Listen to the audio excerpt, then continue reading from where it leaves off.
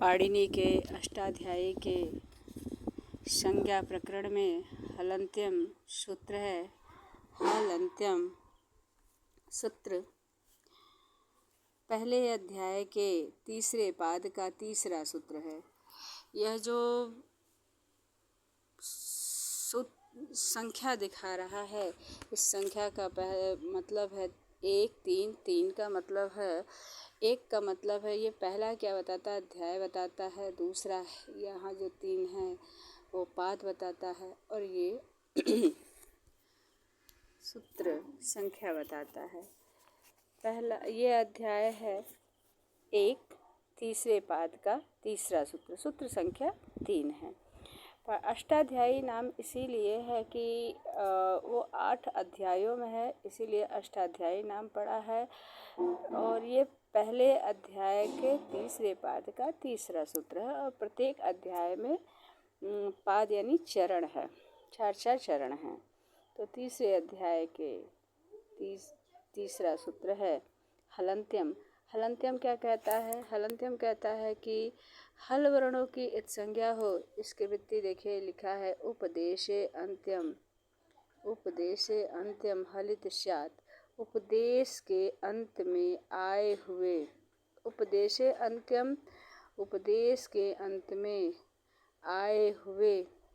हल, हल यानी व्यंजन। अब ये हल कहने का मतलब हो गया कि संपूर्ण व्यंजन, ह और ल। हल कहने का मतलब हो गया व्यंजन।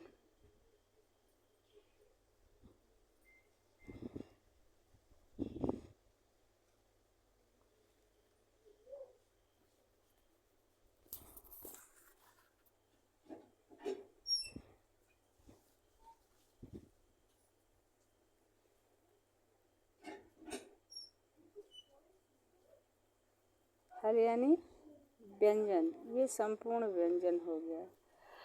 तो कह रहे हैं कि उपदेश अंत्यम हलित स्यात्, यानी उपदेश के अंत में आए हुए हल वर्णों की इत संज्ञा हो। अब ये क्या है? हल, हल यानी ह से, हवरट के ह से लेके और हल तक के संपूर्ण व्यंजन आ जाएंगे, और उसके अंत में आए हुए वर्णों की इत संज्ञा हो। मतलब ह, जैसे ह, य, व, र और ट है, तो ह्यवरट एक उपदेश है, एक सूत्र है, और इसके अंत की हलन्त्यम से ये जो ह्यवरट के अंतिम ट की इस संज्ञा होगी, ये कह रहे हैं। उपदेश अंत्यम हलित स्यात्, उपदेश के अंत में आए हुए हल वर्णों की इस संज्ञा हो।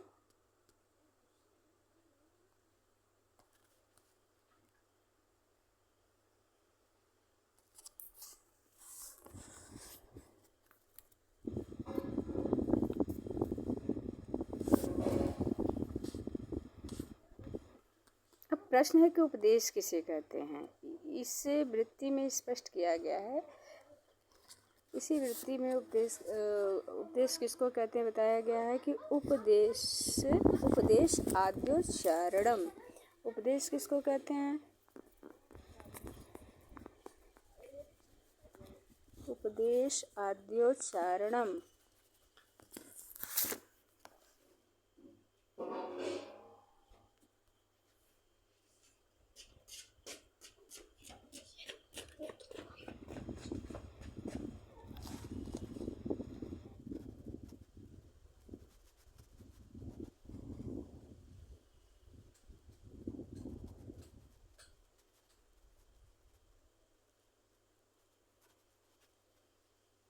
उपदेश आद्योच्चारणम माने आद्य का जो आत लोग हैं, यानी जो हमारे श्रेष्ठ लोग हैं, उनके उच्चारण को ही उपदेश कहते हैं। अब ये श्रेष्ठ कौन कौन से लोग हो गए? जैसे शिव, पाणिनि, कात्यायन और पतंजलि। इनके जो उपदेश हैं वही उसी को आत कहा गया। आत उच्चारण माने जो उन्होंने कह दिया है वही क्या है? उपदेश है।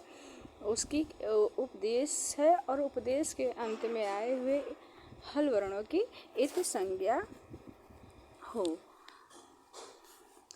जैसे शिव सूत्र है, पाणिनि अष्टाध्यायी का सूत्र है, कात्यायन जी का वार्तिक है और पतंजलि का महाभाष्य है।